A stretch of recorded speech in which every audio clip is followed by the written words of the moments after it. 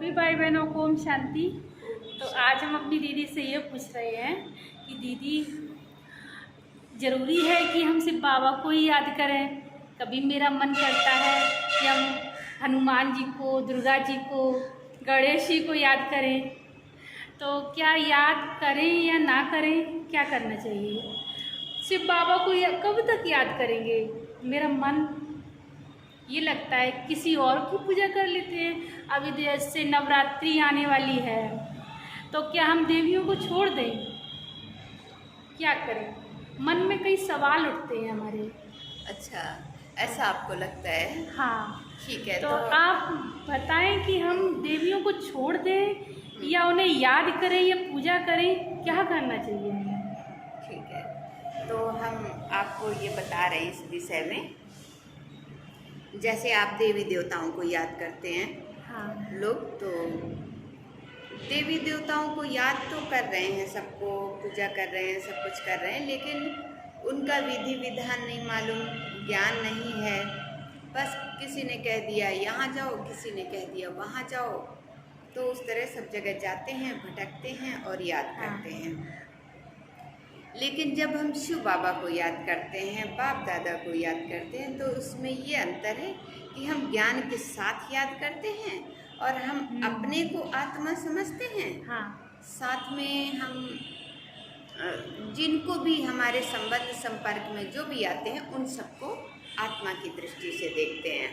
हाँ, इससे ये फायदा है कि जैसे ही हमको ज्ञान हो गया कि ये सभी आत्माएं हैं, तो मतलब आत्माओं का मतलब क्या है, ये भविष्य में सब देवी देवता बन जाएंगे।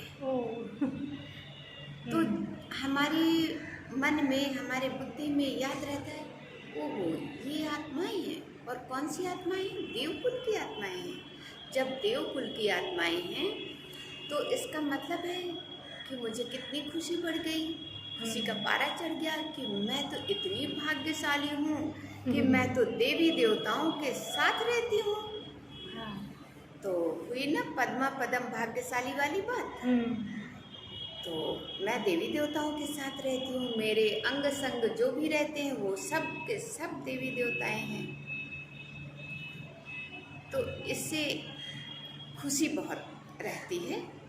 और जब हम भक्ति मार्ग में पूज रहे हैं देवी देवताओं को और ये सोचते हैं ये मुझे सुख देंगे, ये मुझे घर देंगे, ये मकान देंगे, ये मुझे पुत्र देंगे और इससे मैं सुखी बन जाऊंगी, वही पुत्र एक दिन मार के भगा देता है घर से, फिर मैं दुखी हो जाती हूँ। ये दुख क्यों मिला?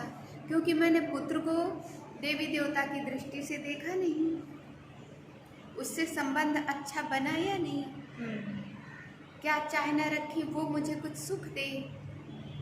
तो इससे क्या होता है, कहाँ से सुख मिलेगा? हम उसे देवी देवता की दृष्टि से देखते तो जरूर सुख मिलता। जिस तरह से एक शिवाजी की जो माता थी, वो कैसे पुकारती थी? वीर शिवाजी, यानी पैदा हुआ तभी से पुकारती थी वीर शिवाजी। यानी जो हम चाहते हैं वो हम उस रूप से उसे देखें और पुकारें तो हमें वैसा ही मिलेगा। तो ज्ञान में हमें ये समझ मिलती है हम किस दृष्टि से सभी मनुष्य आत्माओं को देखें। तो हमें देवी देवताओं की पूजा करनी चाहिए। देवी देवताओं की पूजा करने में कोई बुराई नहीं है। पूजा करने के साथ सोचो कि मुझे भी ऐसा पूजनीय बनना है जैसा श्री कृष्ण जी की पूजा तो करते हैं, पर श्री कृष्ण जी के चित्र में दिखाते हैं कि स्वर्ग की तरफ उनका मुख है और नर्क की तरफ उनका लात है। मतलब लड़ाई झगड़े जहाँ हो रहे हों उस तरफ पीठ कर लो, मतलब मुझे इग्नोर करना है, इन बातों को नहीं देखना है, इसीलिए उन्होंने पीठ किया, लात किया, ये मतलब दिखाते हैं। तो हम भी अपने बच्चे को इस दृष्टि से देखें, ये कृष्ण है, ये कितना अच्छा है, ये मर्यादा पुरुषोत्तम श्री राम है। इस दृष्टि से देखेंगे तो वैसे ही उसकी भावनाएं, विचार बदल जाएंगे।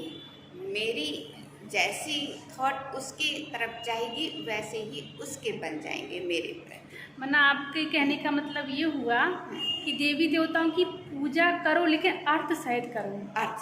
अर्थ सहित पूजा करेंगे तो उनके गुण हमारे अंदर आ जाएंगे। भक्ति में हम पूजा करके आ गए और सोचते हैं अब भगवान सब कुछ दे देगा, और जिनके साथ रहना है उनके साथ लड़ना है, झगड़ना है, उनकी चोरी कर लेना है कोई चीज़, उनके साथ निंदा चुगली करनी है, गलत करना है, और हम सोचते हैं हमें सुख नहीं मिल रहा है। अरे सुख वाले कर्म नहीं कर रहे हैं, केवल उनके सामने हाथ जोड़ लिए, अगरबत्ती जला दिए, उनको जो भी है भोग लगा दिए, प्रसाद चढ़ा दिए।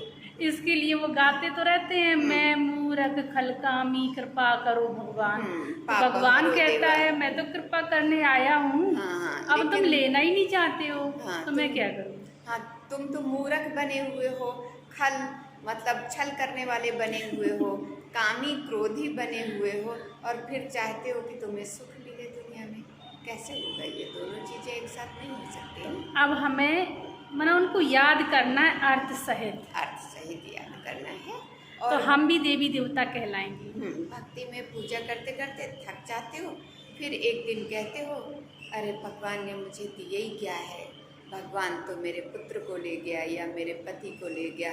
फिर आप रोते हो सारी ज़िंदगी, मेरे साथ क्या हुआ, अब मैं भगवान की कोई पूजा नहीं करूँगा। ऐसा लगता है कि जैसे आप उसके ऊपर एहसान कर रहे हों, तो आपका दिल हट जाता है कि भगवान पे सब विश्वास जो है आपका टूट जाता है। तो इस तरह आप छोड़ देते हैं, और फिर कोई कहे तो आप कह देते मुझे तो गुस्सा आती है, मैं तो अब भगवान की तरफ देखना भी नहीं चाहता हूँ, इस भगवान ने मेरे लिए क्या दिया, क्या किया। अरे तुम्हारे लिए जो दिया है उसको जीवन में झांक कर देखो कि तुम्हारे जीवन से दूसरों के जीवन में कितनी कम प्राप्ति है। तुम्हारे जीवन में जो मिला वो तो बहुत मिला, उसका धन्यवाद करते हो कभी? उसका धन्यवाद करके देखो तो तुम्हारे पास बढ़ेगा। जैसे कि एक व्यक्ति था, वो कह रहा था कि मैं तो बहुत गरीब हूँ। तो कोई गली से जा रहे थे संत, उसने कहा तुम हर चीज़ का धन्यवाद करो। उसने बोला मैं किस चीज़ का धन्यवाद करूं, मुझे तो एक फटी पुरानी शर्ट है, रूखा सूखा भोजन है, इसका धन्यवाद करूं। और दूसरा व्यक्ति था, वो धनी था, उसके पास गया तो देखा जो व्यक्ति धनी था उससे कहा कि तुम धन्यवाद क्यों करते हो, हर चीज़ का धन्यवाद मत करो। उसने कहा अरे मैं क्यों ना करूं, भगवान ने मुझे इतना कुछ दिया है और मैं उसका धन्यवाद ना करूं। तो उस व्यक्ति ने ये कहा कि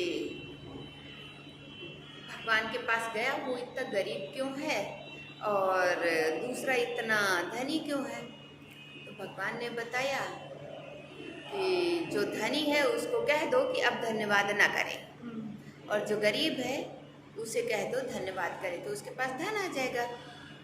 और जो धन्यवाद करता था उसको लगता था कुछ धन कम हो जाए तो मुझे इतना समेटना ना पड़े, बहुत बिजी रहता, उसकी व्यस्तता कम हो जाए। तो वो व्यक्ति उनको संदेश बता दिया दोनों को, गरीब को और अमीर को। तो गरीब ने यही जवाब दिया मैं नहीं करने वाला किसी को धन्यवाद, क्या दिया है मुझे, फटी पुरानी शर्ट, यही।